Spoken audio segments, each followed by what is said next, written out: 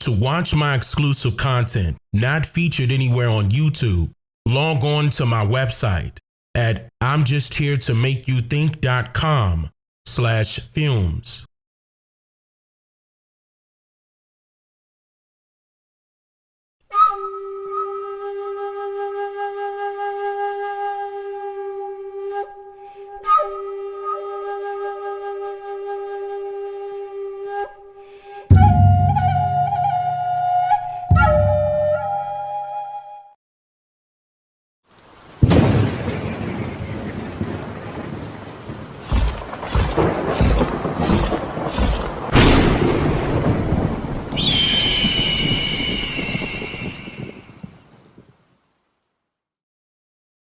You are now listening to ethnographic researcher Dane Calloway. I want y'all to check out somebody named Dane Calloway. Dane Calloway? Look into Dane Calloway. I'ma tell the truth and nothing but it, even if it's out of my constructed budget. On I'm Just Here to Make You Think Radio. Oseo everyone. This video is officially the next installment of my Easter Egg Sunday series. Now, to those of you that might have missed the last one, I named it Easter Egg Sunday because this is where I will be discussing information concerning many of the visual messages that are presented throughout my documentaries that you might have missed. And each of these videos will be released every Sunday, exclusively to you all watching, and not anywhere else. I found this to be something very interesting, and I always wanted to talk about it no sooner as I complete the production of a video at any given time, because in most cases, the visual messages themselves would tell more information, but the viewer will only catch it if they paid closer attention to detail. So now, let's go to this Easter egg clip from one of my latest videos called Why American History Differs in Other Countries.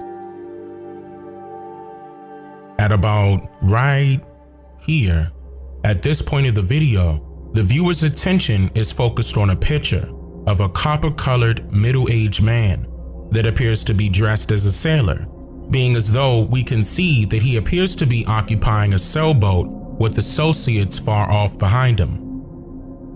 What's important to note here is that this image is a fresco-style painting that was created by an Italian painter of color named Domenico Zampieri between the years of 1628 and 1630. And according to Britannica Encyclopedia, Domenico was one of the, quote, leading practitioners of Baroque classicism in Rome and Bologna. This particular painting was completed during a time period where Domenico's works were considered to be, quote, less acceptable by Rome, falling under heavy criticism by a few powerful dictators, which in turn forced Domenico to become, quote, a victim of systematic persecution. Persecution is synonymous with words like torture, mistreatment, bullying, harassment, or oppression. So in other words, Domenico began painting a lot of images over the years that showcased brown-complexioned Europeans of royalty all throughout Europe and other surrounding islands. And someone or somebodies had issues with these paintings becoming more and more favorable over time for some strange reason, which eventually led to many of his paintings being reproduced by select artists to favor pale-faced individuals as people of royalty in Europe. And this also led to Domenico's sudden death, dying no less than 10 years after publishing his most criticized works at the age of just 59. This fresco-style painting is a depiction of a Spaniard-Italian navigator or explorer, originally known as Cristoforo Colombo of Mula, Spain, but now known as Christopher Columbus of Genoa, Italy. He is dubbed as the discoverer of the Americas. Keep that in mind. Now, you may recall hearing about the story of how Christopher Columbus discovered America by finding himself to be initially lost at sea by inadvertently landing somewhere along the island of Haiti, which was originally known during this time period as Giscaya, meaning mother of all lands, before it was anglicized to become later known as Hispaniola, which is located in the southernmost region of the Americas. I touched on this here. One of the most commonly used statements that will be considered as a fact of opinionated history is that Spanish master navigator and explorer Christopher Columbus discovered America in 1492 with help from Moroccan, or rather Iberian, servants who were familiar with navigating the waters of the shores. Now, before I go any further, I want you to quickly make note of the word discover and its actual meaning. The word discover is commonly used to reference when something is exposed or made known, for originally it was a secret or hidden to the public, but now all is revealed. So now, if Christopher Columbus allegedly discovered America, that would not mean that he found new lands. No, it simply means that the people who sent him were already aware of these lands' existence, along with its people who were already inhabiting it. This also means that if the Christopher Columbus story that we were all told is actually true, then history and its writers are purposely mistitling his position as a navigator and explorer. Why is this, you ask? Well, since someone gave Christopher Columbus royal permission to be granted access to explore these lands in hopes of immediate relocation and settlement for their people, then that does make Christopher Columbus a discoverer, only because a discoverer originally meant informant during this time period. As the story goes, Christopher Columbus reported back to someone, right? And somehow his alleged story was documented. But it royally fails to mention that the true asterisk by his name should read spy. Now, with all of that being said, this should make you ask some serious questions.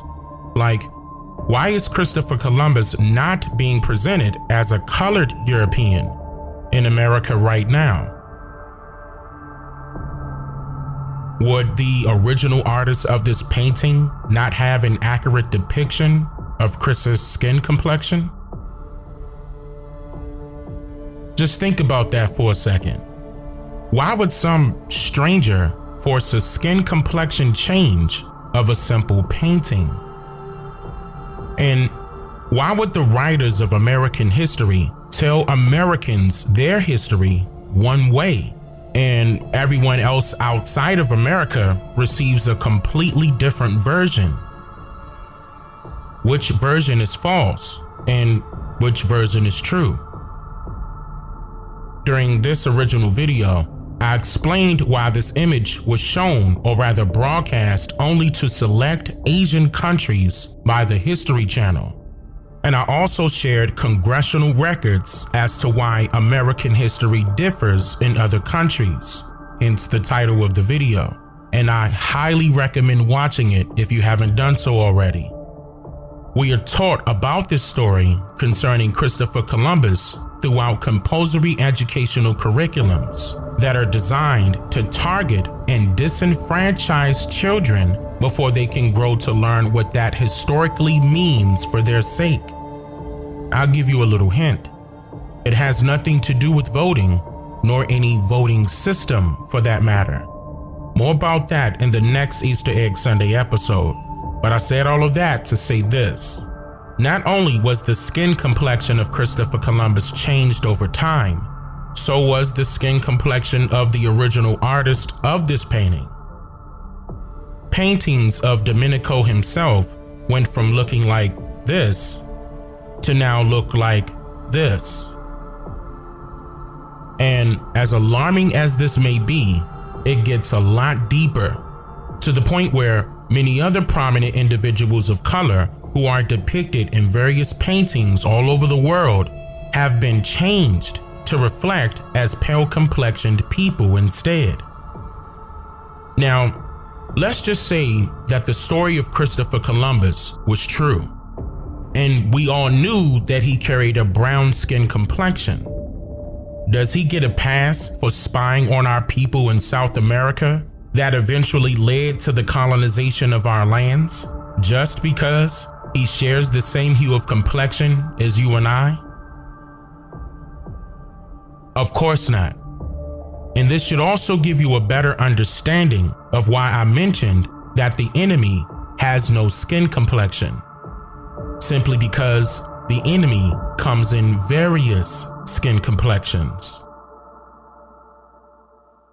I'm just here to make you think.